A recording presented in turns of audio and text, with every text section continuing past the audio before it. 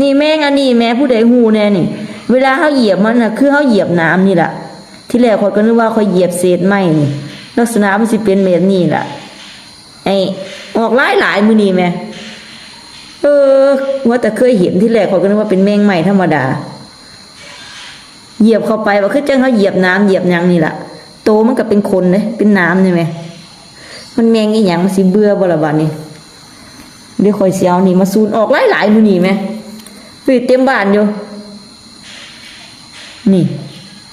เวลาเอาซูนปุ๊บติดปั๊บเลยนี่มีผู้ใดฮู้ว่านี่แมงอีหยังนี่โอ้ออกหลาย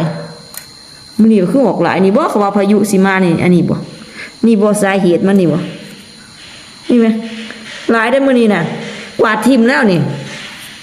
เหยียบพะเจ็บมันสิมีพิษมีหยังบ่เนาะผู้ใดมีคำตอบมาตอบค่อยแน่เนี่ยนี่ลักษณะมันไหมเป็นน้ำเหยียบปุ๊บคือเหยียบน้ำเลยอ่ะมันจับไม้ก็จับดีปิดเลยนะมันคือก้อนแน่นเนี่ย